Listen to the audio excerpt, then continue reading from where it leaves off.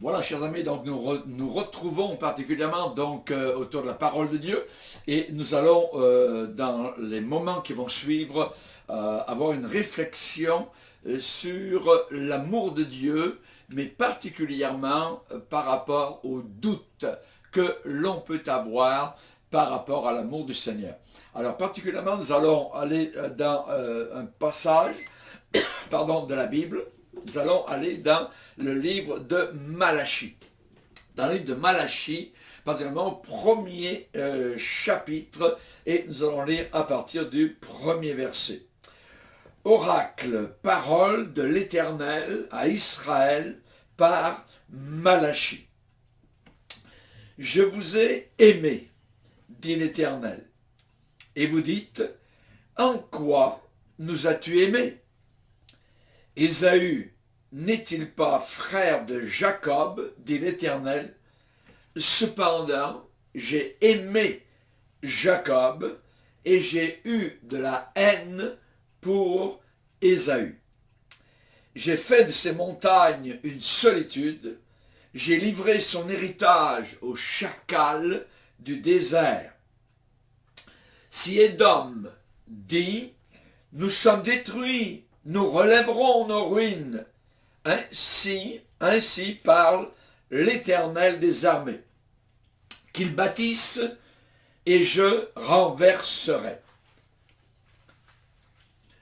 Et on les appellera pays de la méchanceté, peuple contre lequel l'Éternel est irrité pour toujours. Vos yeux le verront et vous direz, grand est l'Éternel par-delà les frontières d'Israël. Nous allons courber nos fronts et nous allons demander la bénédiction de Dieu sur l'écoute de sa parole. Père, nous sommes devant toi et nous désirons absolument avoir ton approbation. Nous voulons te plaire et nous désirons que tu bénisses cette parole que nous allons entendre aujourd'hui et qu'elle ne retourne pas à toi puisque c'est la tienne sans avoir accompli un effet profond dans chacun de nos cœurs. Aide-nous à nous approcher de ton amour, Seigneur, tel que peut-être nous ne l'avons jamais fait jusqu'à présent. Nous désirons comprendre, nous voulons nous approcher, nous voulons mettre notre vie chrétienne, je dirais, en pause par rapport à l'écoute. Nous voulons entendre, nous voulons écouter, nous voulons faire attention à ce que le Saint-Esprit est en train de nous déclarer. Nous prions ces choses, Père, dans le nom merveilleux de celui que tu aimes tellement, ton Fils Jésus, qui est notre Sauveur et avec lequel nous passerons tout notre bonheur éternel. Amen et Amen. Voilà, donc, chers amis, c'est une joie, évidemment, de pouvoir aller dans la parole de Dieu, de consulter le livre saint. Et, évidemment, donc, ce titre de message s'intitule « Quand vous doutez de l'amour de Dieu ». Est-il possible que l'on doute que Dieu nous aime? Eh bien, cela, oui, peut véritablement arriver. La parole de Dieu dans Malachie est la parole pour la fin d'une époque. Et nous aussi, nous arrivons à la fin d'une époque et il semble, grosso modo, que les conditions qui prévalaient à la fin de cette époque, dans Malachie, la fin de l'Ancien Testament, eh bien, ces mêmes circonstances, ces mêmes attitudes, eh bien, semblent se retrouver encore aujourd'hui, nous qui sommes parvenus, à une autre fin, la fin d'une autre époque. La question que j'aimerais vous poser, si vous doutez de l'amour de Dieu, que Dieu vous aime, lorsque vous étiez enfant, est-ce que vous doutiez que vos parents vous aimaient? Généralement, peut-être, je dirais, que vous avez eu des doutes par rapport à cet amour que vos parents avaient envers vous. Pourquoi? Eh bien, surtout après une bonne fessée. Lorsque vous aviez mal agi et qu'il y avait eu une réprimande et vous vous êtes dit au fond de votre cœur, « Ah, mes parents ne m'aiment pas beaucoup. » Voyez, peut-être que vous vouliez vraiment quelque chose et vos parents, eux, eh bien, ils ne voulaient pas vous l'accorder. Alors, quand vous vouliez faire quelque chose ou aller quelque part et que vous n'arriviez pas à vos fins, alors il est possible qu'au fond de votre cœur, vous doutiez de l'amour de vos parents. Eh bien, en grandissant plus tard, vous avez réalisé que vous étiez des bambins. Lorsque vous doutiez de l'amour de vos parents, que vous étiez totalement immature et que vous étiez finalement un peu idiot et insensé. Vos parents vous aimaient, véritablement.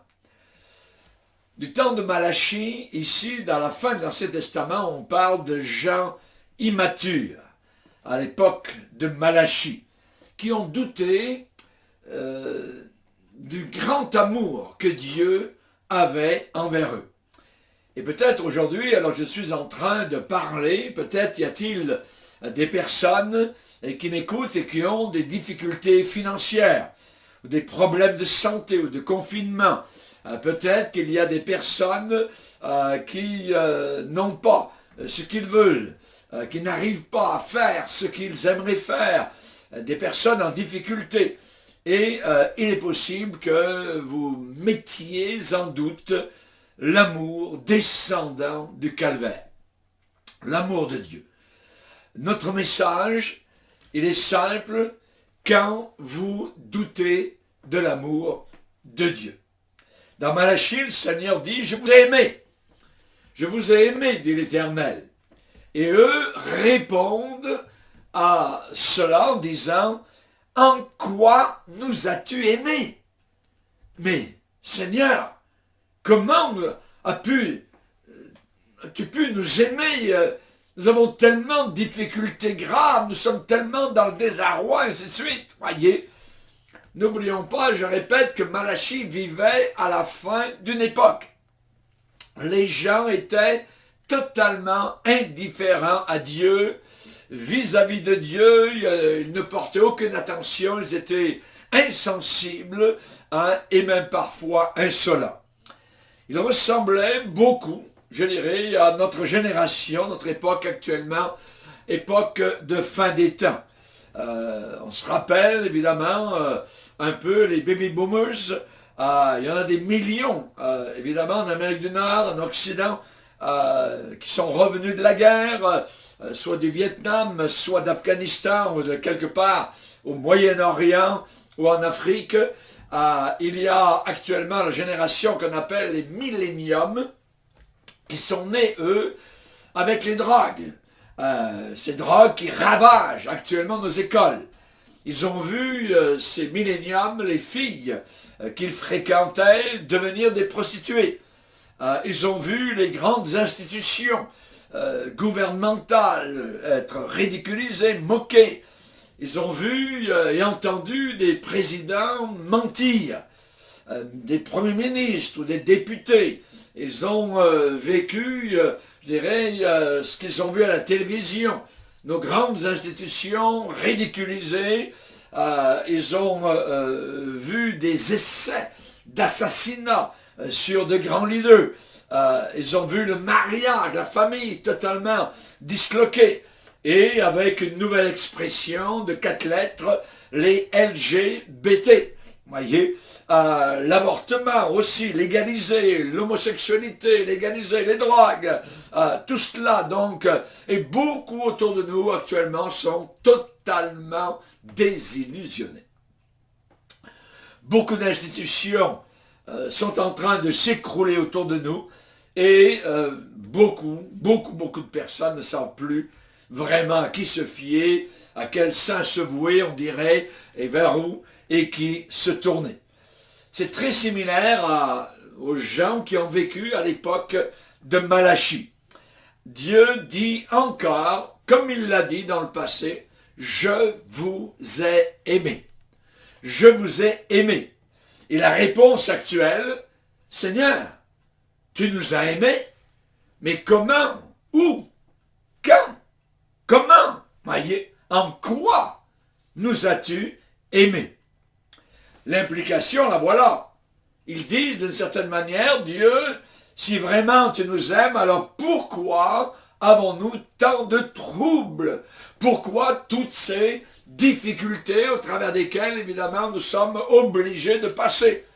Donc voilà, dans Malachie, il y a 7 questions qui sont posées, évidemment, donc, et c'est la première. En quoi nous as-tu aimés? Ce sont des questions, je dirais, insolentes, des questions idiotes, des questions sarcastiques que le peuple de Dieu demande au Seigneur. Et nous les trouvons dans le livre de Malachie. La toute première, Seigneur, comment et en quoi nous as-tu aimés?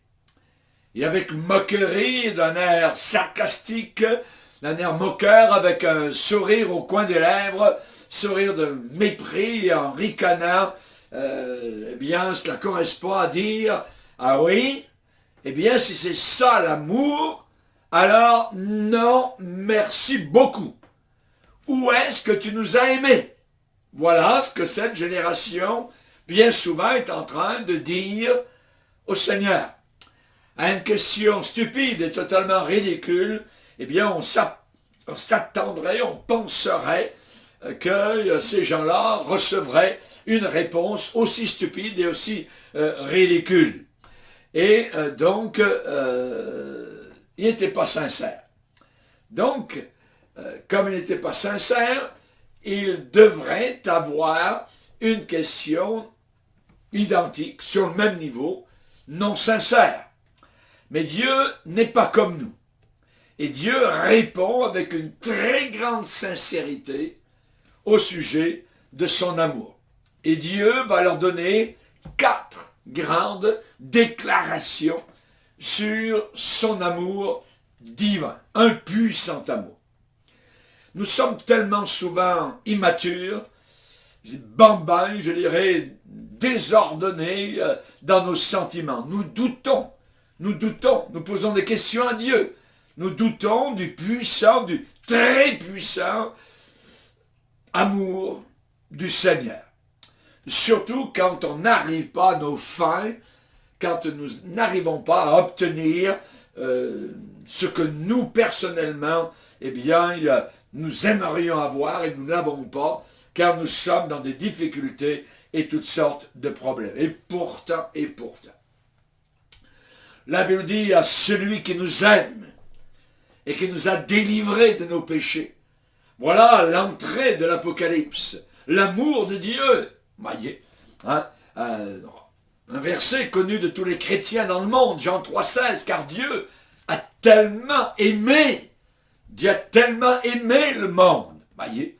Alors nous allons voir, lorsque vous doutez de l'amour de Dieu, rappelez-vous, premièrement, Dieu t'aime. Et comment? D'un amour souverain, d'un amour absolu, d'un amour divin, supérieur, infaillible. Comment Dieu aimait-il ces gens à l'époque de Malachie? Avec un amour souverain. Comment Dieu nous aime-t-il aujourd'hui? Avec un amour souverain. Dieu va dire, Ésaü, n'est-il pas frère de Jacob, dit l'Éternel?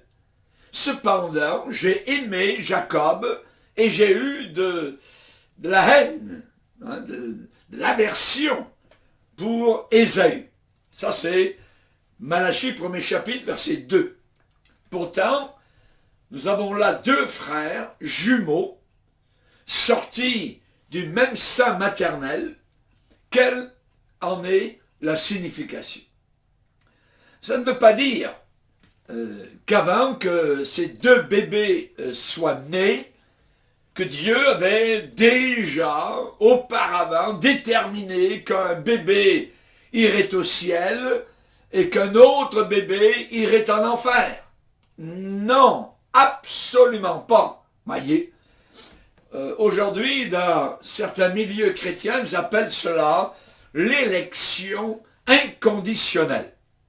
Ça veut dire que Dieu prédestine certaines personnes à aller au ciel et qu'il en prédestine d'autres à aller en enfer. Non, non, non, non, non, non, non. 1000 fois non.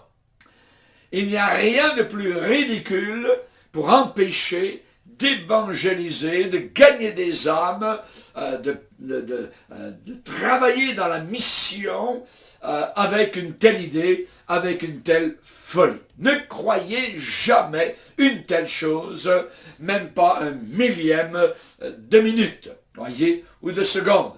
Dieu veut au contraire que tous, T-O-U-S, tous, soient sauvés. Dieu n'a jamais prédéterminé que quelqu'un aille en enfer. Pourquoi? La Bible nous le dit. Par exemple, 2 Pierre 3,9, Dieu ne veut pas que personne périsse, mais il veut que tous arrivent à la repentance, qu'ils soient sauvés, qu'ils aillent au ciel. Dieu a tellement aimé le monde qu'il a donné son Fils unique, afin que quiconque croit en lui ne périsse pas, mais qu'il ait la vie éternelle. Apocalypse 22, verset 17, que celui qui entend dise, viens, que celui qui a soif vienne et prenne de l'eau de la vie gratuitement. Dieu invite tout le monde à être sauvé.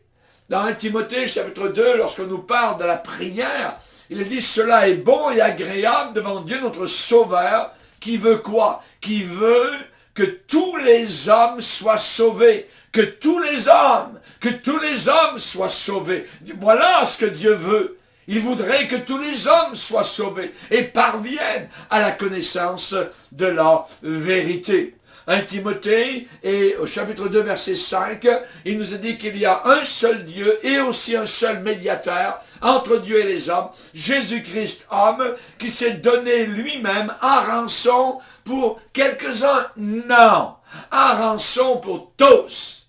Il s'est donné pour tout le monde. Il veut que tout le monde aille au ciel. 1 Jean chapitre 2, verset 2. Jésus-Christ lui-même est victime expiatoire pour nos péchés, et non seulement pour les nôtres, mais aussi pour ceux du monde entier. Pour ceux du monde entier. Alors, quelqu'un va répliquer et dire, oui, pasteur, mais cependant, eh bien, on ne peut pas venir à Dieu à moins que Dieu ne nous attire. Voyez, c'est vrai, c'est vrai. Personne ne peut venir à moins d'être attiré par le Saint-Esprit. Jésus a dit, et moi, quand j'aurai été élevé de la terre, j'attirerai tous les hommes à moi. J'attirerai tous les hommes à moi. Jean 6, verset 44, nul ne peut venir à moi si le Père ne l'attire. C'est vrai.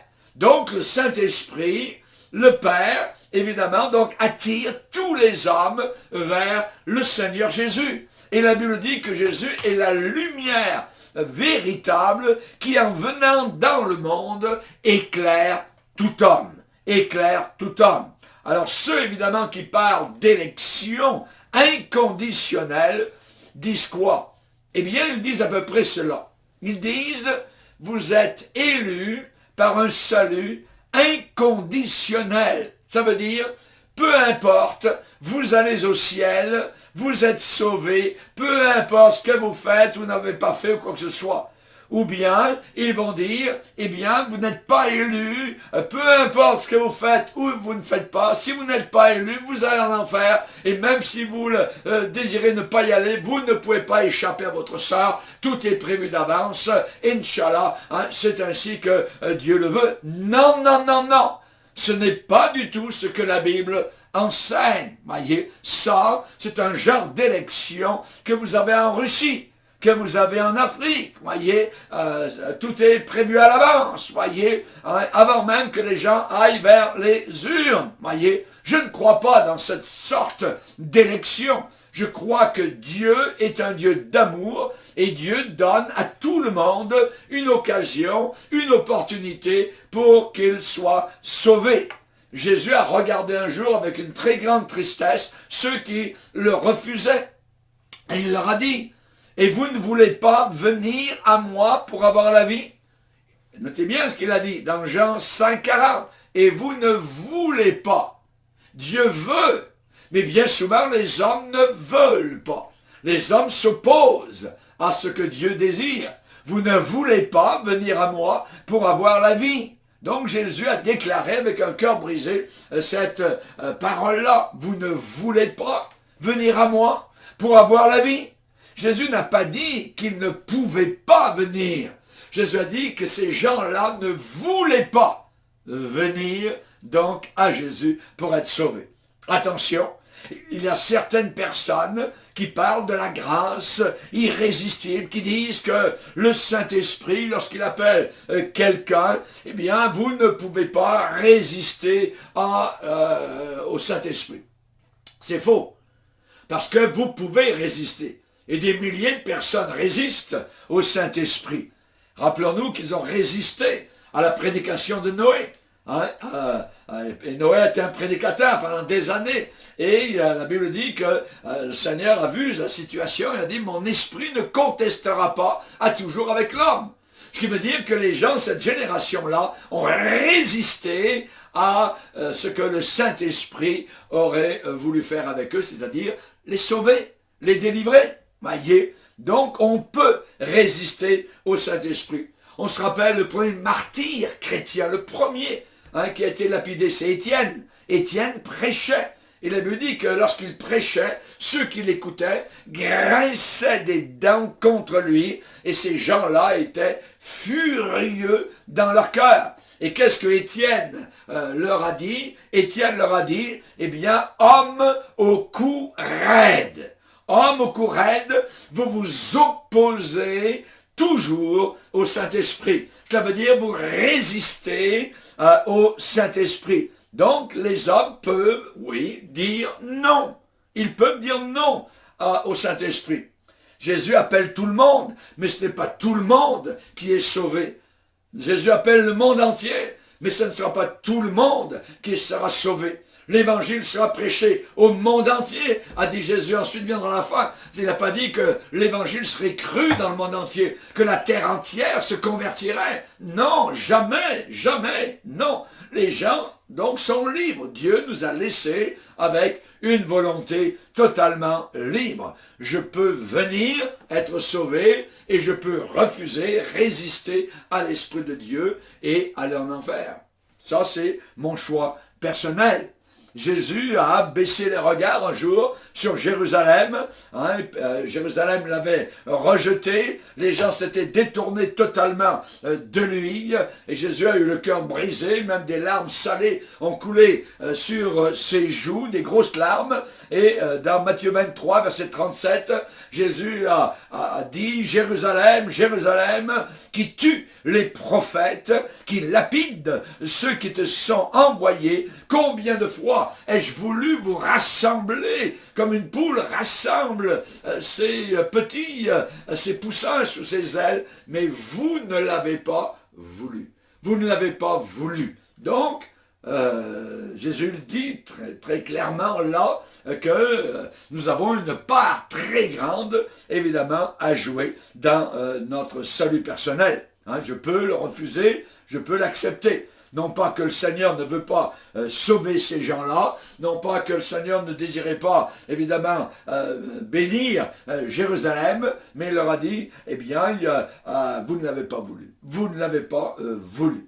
Non pas que le Seigneur, je dirais, ne voulait pas, ou qu'il ne pouvait pas les sauver, mais c'était eux qui ne voulaient pas venir à Jésus pour avoir la vie. Donc, cette idée que certains sont prédestinés à l'avance pour le ciel et que d'autres sont prédestinés éternellement pour l'enfer, cette chose-là n'est pas dans la Bible. Absolument pas. Voyez, il n'y a rien de pire, il n'y a rien de plus peste, de plus nuisible, je dirais, d'avilissant, d'abrutissant que, je dirais, de croire cette chose-là par rapport, évidemment, à l'évangélisation, à la mission et à gagner les âmes. Voyez, l'idée que certains sont prédestinés vers l'enfer, donc il n'y a absolument rien qu'on puisse faire vis-à-vis de cela. Absolument pas. Ce n'est pas du tout dans les Écritures. On sait que Paul a dit un jour à Timothée, « Souviens-toi de Jésus-Christ, issu de la postérité de David, ressuscité des morts, selon mon évangile, pour lequel je souffre, jusqu'à être traité comme un malfaiteur, comme un méchant. » Voyez, donc, Paul souffrait à cause de l'évangile qu'il portait. Paul était le plus grand gagneur d'âme peut-être qui a jamais existé. Voyez son grand cœur. Il aurait même voulu être lui-même exclu du cercle d'amour de Jésus pour que les gens de sa nation soient sauvés. Paul aimait prêcher que Jésus-Christ était ressuscité, et il va dire, pour lequel je souffre jusqu'à être lié, enchaîné, comme un méchant, comme un criminel, comme un malfaiteur. Voyez, ça veut dire, j'ai beaucoup de troubles à cause de l'évangile que je prêche. Paul était dans le trouble à cause de l'évangile qu'il prêchait. Et il a connu évidemment beaucoup de troubles tous les jours, comme l'apôtre Jean. Quand l'apôtre Jean en parlait dans l'Apocalypse, eh bien il était à Patmos et il va écrire en disant au premier chapitre, « Moi Jean, votre frère, qui est part avec vous au trouble, au pluriel, voyez, et au royaume et à la persévérance en Jésus. » À cause de quoi? À cause de l'évangile de Jésus-Christ, à cause du témoignage de Jésus-Christ. Donc, on voit que Jean aussi, à cause de cet évangile, eh bien, voulait faire tout ce qu'il pouvait en son pouvoir pour que d'autres puissent être sauvés. Donc, il ne croyait pas en disant, bien, on va la prendre douce, on va la prendre tranquille. S'ils doivent être sauvés, ils seront sauvés. S'ils ne doivent pas être sauvés, ils ne seront pas sauvés, ainsi de suite. Donc, ça ne vient pas de moi. Que je parle ou que je ne parle pas, bien, ça ne changera absolument rien. Oh non, non, non, non. Ils se sont donnés pour évangéliser, parce qu'ils voyaient les gens perdus, et ils étaient les porteurs de lumière. Il n'y avait que eux qui étaient lumière dans le monde. Jésus dit, vous êtes la lumière du monde. Ne cachez pas votre lumière. Voyez. Donc, Jésus n'est pas venu uniquement pour nous sortir du trouble, mais il est venu pour être avec nous dans le trouble, à l'intérieur du trouble. Voyez. Jésus a dit, vous aurez des épreuves, vous aurez des tribulations dans le monde, mais prenez courage. J'ai vaincu le monde. Et encore, cette grande vérité vectorielle donnée par l'apôtre Paul, tous ceux et celles qui veulent vivre pieusement en Jésus seront persécutés à cause de l'évangile que nous prêchons, auquel nous sommes agrippés, que nous ne voulons pas nous départir, donc que nous ne voulons pas changer, modifier, moderniser. Eh bien, oui, peut-être que nous aurons beaucoup de troubles à cause de cela. Mais merci Seigneur, parce que le trouble que nous avons sur la terre n'a aucune comparaison avec le poids de gloire qui nous attend dans l'éternité, l'éternité, l'éternité. Imaginez, voyez, pour quelques années, ici-bas sur cette terre. Alors, on sait que les gens disaient beaucoup de méchanceté, de mensonges sur l'apôtre Paul. Ils agissaient comme si Paul était un criminel, Il a souvent été en prison, souvent dans les chaînes. Alors Paul disait, pourquoi suis-je en prison? Pourquoi suis-je très souvent dans les chaînes? Eh bien, c'est à cause de l'évangile. Oui, mais il a ajouté autre chose, à cause de mon évangile. Le pronom possessif, il l'a placé en avant du mot évangile. Mon évangile, ma bonne nouvelle. L'évangile, je dirais, qui sauve, pas une bonne nouvelle, je dirais, qui va passer dans 50 ans, c'est tout. Non, non, un évangile éternel, un évangile libérateur, mon évangile. Alors on sait que Paul a dit la parole de Dieu, même si je suis en prison, eh bien la parole de Dieu n'est pas liée, elle n'est pas attachée, elle n'est pas emprisonnée, elle n'est pas dans les chaînes. Vous ne pourrez jamais enchaîner la parole de Dieu, l'emprisonner, elle est vérité de Dieu, on ne peut jamais, jamais la bâillonner. Alléluia, gloire au Seigneur. Et Paul va dire, c'est pourquoi je supporte toutes choses à cause des élus, afin que eux aussi obtiennent le salut qui est en Jésus-Christ et avec la gloire éternelle. Alors, on peut s'approcher de l'apôtre Paul et dire, Paul, pourquoi tu es en train de souffrir? Pourquoi souffres-tu? Pourquoi t'ont-ils battu? T'ont-ils frappé? Pourquoi jeûnes-tu? Pourquoi pries-tu? Voyez, pourquoi voyages-tu autant que cela? Pourquoi as-tu été lapidé? Eh bien, réponse, à cause des élus, pour qu'ils soient sauvés, pour qu'ils soient sauvés, pour qu'ils obtiennent le salut qui est en Jésus-Christ. Alors, pourquoi as-tu été mariné dans l'eau salée de la Méditerranée? Pourquoi es-tu en train de languir en prison à Rome, à Césarée, ainsi de suite? Pourquoi tous ces confinements, ces geôles? Voyez, maintenant, si tous ces gens doivent être sauvés, eh bien, peu importe que tu sois là, que tu ne sois pas là. De toute façon, ils le seront. Tout est prédéterminé à l'avance. Alors Paul, relaxe un peu, prends du bon temps, va à la pêche. Comme on dit, take it easy. S'ils sont élus, il n'y a pas de problème, ils seront sauvés. Paul, pourquoi t'en faire avec cela? Donc respire un peu. S'ils sont élus, ils seront sauvés de toute manière, que tu sois là ou pas. Alors Paul, ne t'en fais pas avec les missions, avec l'évangélisation, avec gagner des âmes. Non. Paul n'est pas entré dans ce genre, je dirais, de pensée. Paul a dit, le Seigneur ne veut pas qu'aucun périsse, mais il veut que tous arrivent à la repentance. Voilà ce que Dieu veut. Dieu ne veut pas qu'aucun périsse, mais il veut que tous arrivent à la repentance. Qui veut courir dans une course où tout est établi à l'avance, où on connaît déjà le gagnant, avant même que le pistolet de départ ait donné son coup, voyez?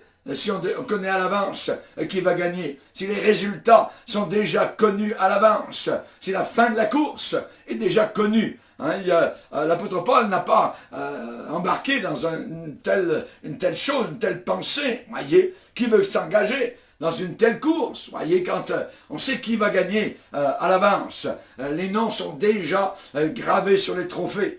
Non, Paul l'a dit, je tiens mon corps assujetti, de peur qu'après avoir prêché aux autres, je ne sois moi-même disqualifié, voyez. Donc, il avait peur. C'était pas gagné à l'avance. Oui, il était sauvé, mais il fallait qu'il continue à courir. Oubliant ce qui est en arrière, je cours vers le but pour remporter le prix de la vocation céleste. Alléluia. Nous avons une responsabilité. Une responsabilité. Vous voyez, c'est certain. On sait qu'on est comme des sentinelles. Et là, dans Ézéchiel, chapitre 33, eh bien, le Seigneur va employer l'image de la sentinelle. Et il va dire à Ézéchiel, et toi, fils de l'homme, je t'ai établi comme sentinelle sur la maison d'Israël. Tu dois écouter la parole qui sort de ma bouche et les avertir de ma part. Quand je dis aux méchants, méchant, tu vas mourir.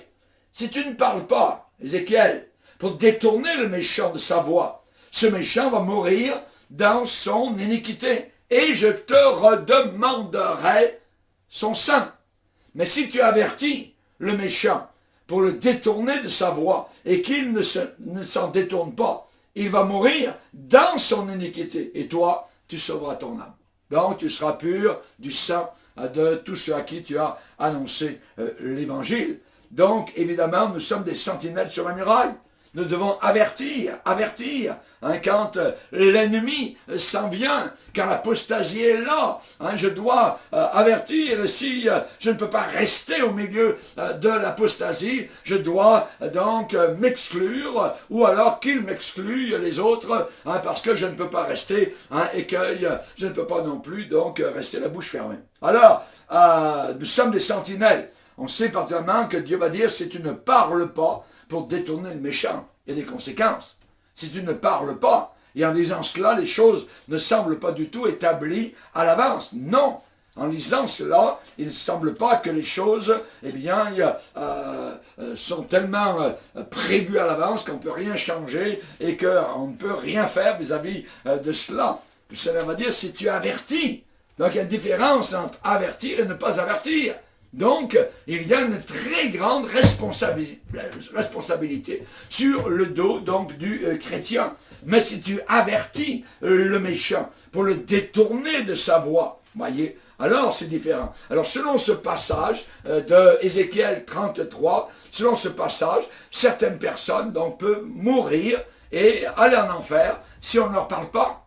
Si on ne leur parle pas. C'est la raison pour laquelle l'apôtre Paul pouvait lever ses mains bien haut, donc en l'air et dire à Éphèse en disant « Je suis pur, libre du sang de vous tous, car je vous ai annoncé tout le conseil de Dieu sans en rien cacher. » Sans en rien cacher.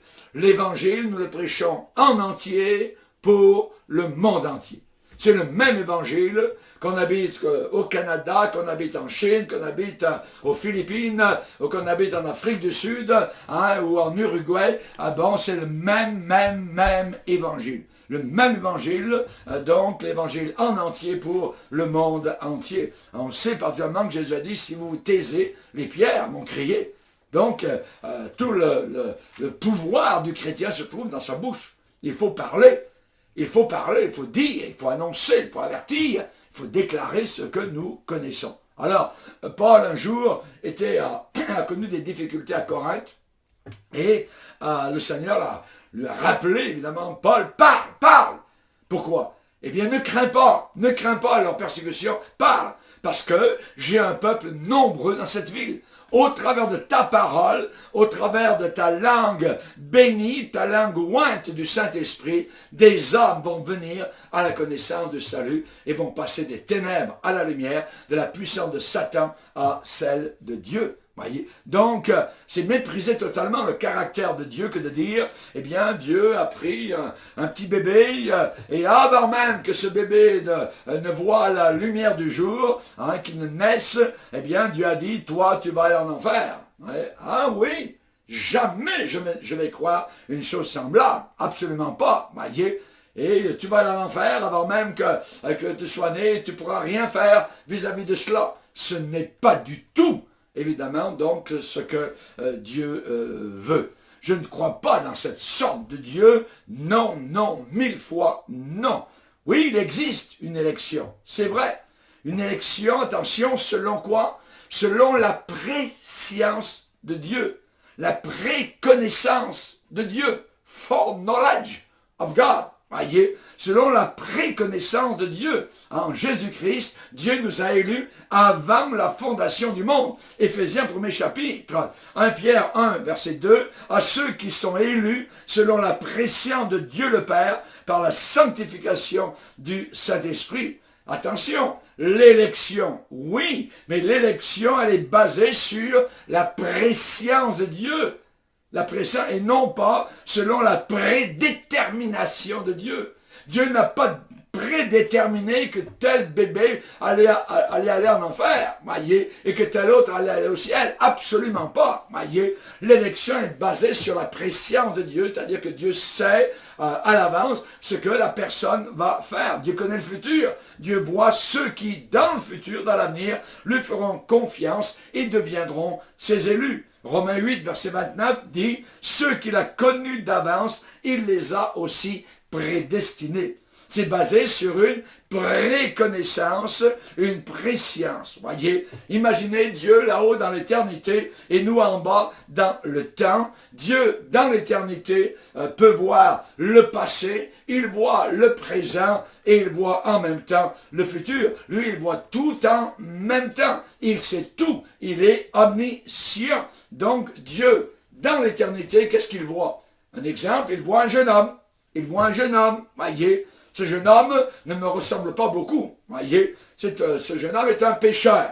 Un pécheur, son cœur est dur, voyez. Mais Dieu le voit, ici, en bas, sur la terre. Et Dieu voit ce petit garçon et ce jeune homme. Et il le voit en train de baisser la tête, en train d'ouvrir son cœur à l'arrière d'un navire sur le Pacifique Sud, voyez. Et il le voit en train de faire confiance à Dieu. Dieu voit tout cela avant même que ça arrive. Et Dieu dit, eh bien, son nom, c'est Raymond Bourgier. Voilà donc la préscience de Dieu, la préconnaissance de Dieu. Dieu voit tout cela avant même que cela arrive. Et Dieu dit, il est l'un de mes élus. Il est l'un de mes élus. Ceux qu'il a connus d'avance, il les a aussi prédestinés à être donc semblables à son Fils. Donc la préconnaissance que Dieu possède, la préscience de Dieu, c'est la base de son élection. Nous sommes, n'oubliez pas, élus selon la préscience de Dieu. Selon la préscience de Dieu. 1 Pierre, 1er chapitre, verset 2. Je vais vous parler de la comète. Une comète, la comète de Halley. Donc, Halley était un très grand astronome, voyez, et il était capable de prédire avec une très grande précision quand cette comète apparaîtrait sur scène. Et il l'a prédit. Parce qu'il avait quoi? Parce qu'il avait une préscience, une préconnaissance. Il savait à l'avance. Et au moment précis où la comète est apparue, donc, eh bien, il l'avait prédit, donc, à l'avance. Et la question, elle est là. Quand les gens ont vu la comète, on peut la regarder avec des lunettes, tout ça, la question qu'on peut se poser, est-ce que M. Halley a fait en sorte que la comète sorte et se montre aux yeux des hommes? Non, pas du tout. M. Halley, donc, n'a pas fait venir cette comète. Mais il savait simplement qu'elle apparaîtrait. Et sa préscience n'a pas fait apparaître la comète. Mais il le savait. Cette comète est apparue, mais cependant, c'était fixé à l'avance. Elle apparaîtrait.